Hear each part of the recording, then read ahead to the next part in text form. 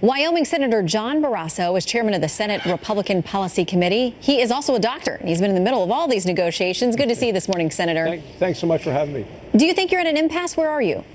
Oh, no, we're working closely with all of the members of the conference to get to the 50 votes that we need. I expect there's going to be a vote next week. We know that the status quo will not stand. The news story out today is 2 million more young people have gone off of insurance because they just can't afford Obamacare. So we want to get rid of the mandate that says they have to buy a government-approved program. We're going to get rid of the taxes that drove up the cost, and our plan, as scored by the CBO, says it's going to lower premiums by 30% a couple of years from now. Do you consider Senator Paul a lost cause? I mean, you can only lose two votes.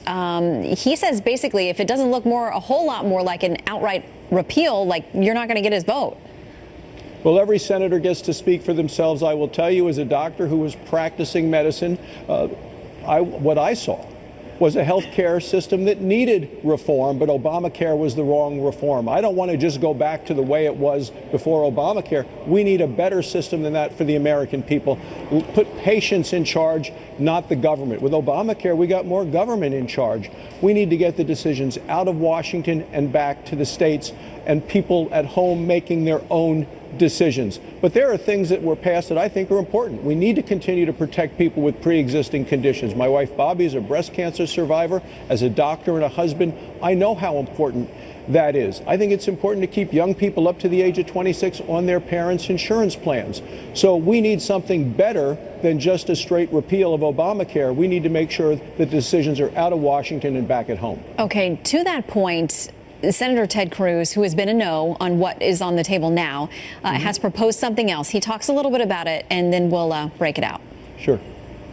You have the right to choose what health insurance you want to buy. And all it does is add new and additional plans, new options to drive down costs. I'll tell you, the president, the vice president, the administration are strongly supporting the consumer freedom option. I love that option. I think it's really the key to bringing us together. And essentially, it would say, insurers, if you're selling a plan that meets all the regulations of Obamacare, you can also sell lesser plans, things that young people, healthy people may want that are going to cost them a lot less. Now, there have been, you mentioned pre-existing conditions, concerns among some, including, I believe, Senator Grassley, who's going to be with us in just a little bit, that formulation, that amendment by Senator Cruz would hurt people who have pre-existing conditions or special needs. Well, I think Ted has been a very productive participant in all of the discussions. I like what he's trying to do. I think people at home in my home state of Wyoming ought to be able to buy what works for them and their families. When Obamacare was passed, we had so many ranch families that come to me and say, look, I had insurance, it worked for me and my family, and we can afford it.